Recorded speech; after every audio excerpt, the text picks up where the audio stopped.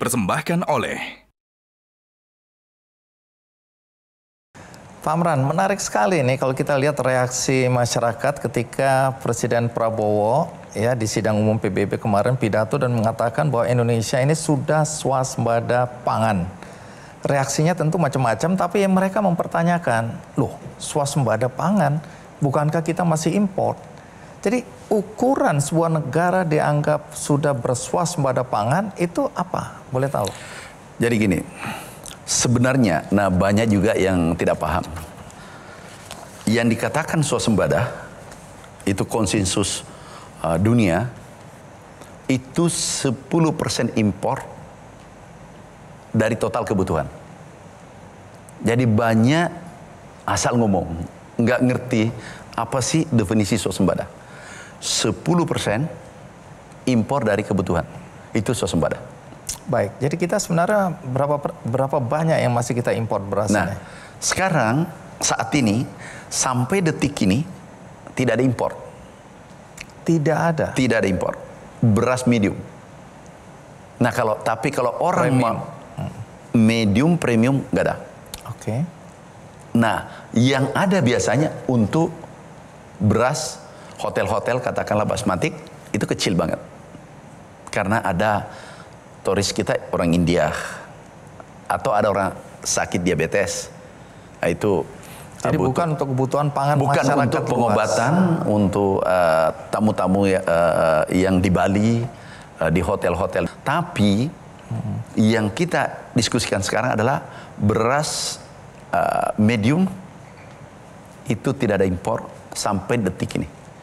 Insya Allah kalau tidak ada aral melintang, stok kita masih 3,8 juta, tinggal 2 bulan lagi. Kalau tidak ada halangan, hampir pasti seperti diucapkan Bapak Presiden di PBB, itu jadi kenyataan. Bayangkan Pak, ini swasembada tercepat mungkin. Target Bapak Presiden janji pada saat kampanye itu 4 tahun. Janji politik Bapak Presiden 4 tahun. Kemudian kami juga pada saat mau dilantik sampaikan Pak Mentan, Pak Amran minta tolong 4 tahun. Oh siap Pak. Agak lega. Panjang waktunya, durasinya panjang. 4 tahun. Tapi Anda kemudian... Artinya kalau 4 tahun kan bisa menjabat sampai 4 tahun. Sudah ada jaminan. 21 hari pidato beliau di APEC G20 3 tahun, menjadi 3 tahun. Baru 21 hari. Setelah 45 hari kami dipanggil ke istana. Pak Mentan, siap Bapak Presiden, bisa nggak 1 tahun? Jadi 4 tahun, 3 tahun, 1 tahun. Lah kita sudah menteri, nggak ada kata lain. Sebagai pembantu presiden yang loyal tanpa batas, siap Bapak Presiden. Kami jalankan. Pertama menghadapi Ramadan 2024, Idul Fitri, tahun baru, Ramadan Idul Fitri, lolos. H-2 Ramadan, kami kena vertigo. Jatuh sakit, 7 jam dirawat baru bangun. Karena stres, mungkin karena berada dalam tekanan. Tapi kami sangat yakin manusia-manusia tertekan itu adalah manusia-manusia handal. Dan kalau mau sukses, ciptakan tekanan. Kalau tidak menemukan tekanan. Baik, menarik ya. Orang lain menghindar dari tekanan, tapi justru ini mencari tekanan agar kita bekerja secara ekstra dan optimal. Betul. Begitu ya. Iya. Apa yang Anda lakukan persisnya supaya bisa tercapai itu? Pompanisasi, kami transformasi, langkah berikutnya transformasi pertanian tradisional menuju modern.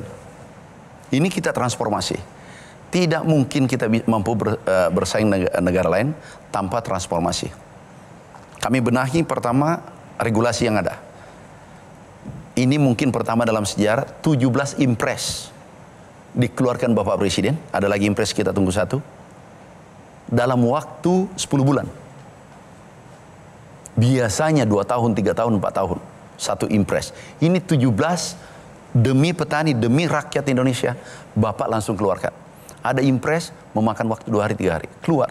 Tapi kembali ke soal pidato Presiden di PBB ya. Yang skeptis menganggap bahwa ini hanya surplus sesaat. Jadi tidak bisa dibilang swasembada. Karena dari dulu sekali ya, jargon bahwa kita swasembada itu selalu kita dengar atau didengar oleh rakyat. Faktanya kita terus mengimpor. Nah, bagaimana Anda menjelaskan ini surplus sesaat atau masuk di era swasembada? Yang kita syukuri dulu, kan memang ada dua manusia, ada pesimis, ada optimis. Ya, itu kita harus terima. Tetapi yang optimis, inilah yang biasanya melakukan perubahan di Republik ini. Yang terpenting sekarang, ini dulu sebelum aku ceritakan bahwa ini sustain ke depan. Sekarang tidak impor. Orang semua sepakat tidak impor sampai detik ini. Sampai hari ini. Yang kedua, ini stok tertinggi selama merdeka. Ini tidak mudah. Ini saja tidak ada satupun yang mampu membantah. Sepakat ini. Yang ketiga, awalnya kan juga pesimis. Hari ini sudah hampir menjadi kenyataan. Nah, yang ketiga, keberlanjutan. Sustain ke depan. Solusinya adalah yang pertama intensifikasi, yang kedua ekstensifikasi. Intensifikasi adalah transformasi pertanian tradisional menjadi pertanian modern. Intensifikasi adalah benih unggul, alat mesin pertanian, kemudian pupuk tepat waktu, tepat sasaran, dengan tepat jumlah, kualitas yang baik. Kemudian kita pompanisasi, irigasi diperbaiki dalam waktu bersamaan. Swasembada 4 tahun. Jadi 1 tahun. Itu lompatan eksponensial, bukan kenaikan. Itu atas perintah dan gagasan besar Bapak Presiden. Ini tidak mudah. Bayangkan penduduk kita 286 juta. Tiap hari makan. Satu saja kelaparan. Itu sasarannya ke kami. Ribut itu sedunia. Satu aja, nggak usah dua. Satu aja di antara 286 juta. Baik, Anda sudah menyebutkan ya. Karena yang skeptis itu bilang begini. Ancamannya kan kemungkinan paling besar kan alam ya. Artinya perubahan iklim yang ekstrim. Tapi di dalam negeri ada orang-orang yang nggak happy dengan cerita-cerita seperti ini. Mereka adalah orang-orang yang diuntungkan karena mengimpor beras.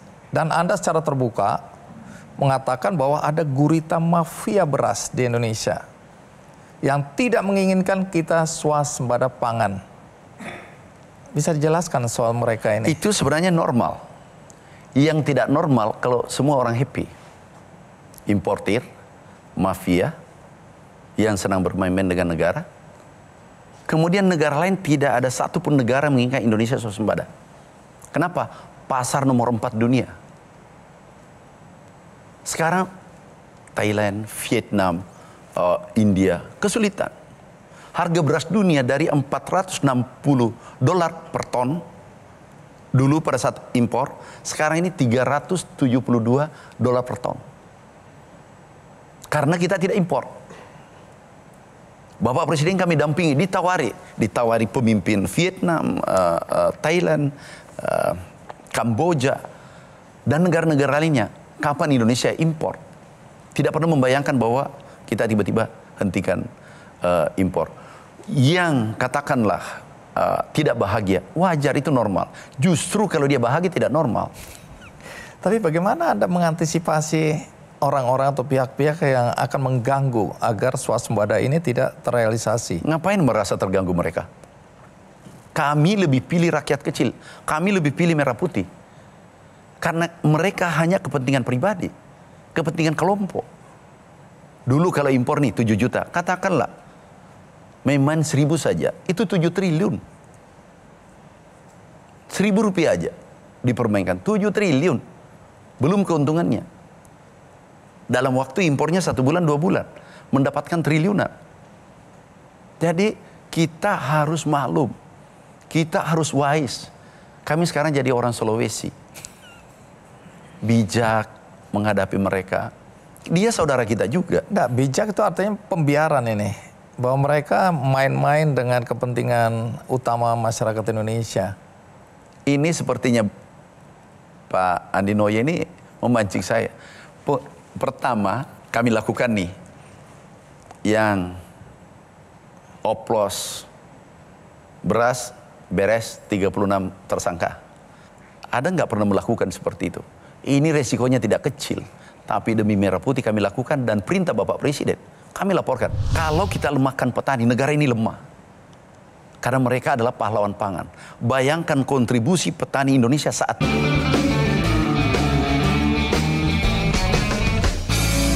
Dipersembahkan oleh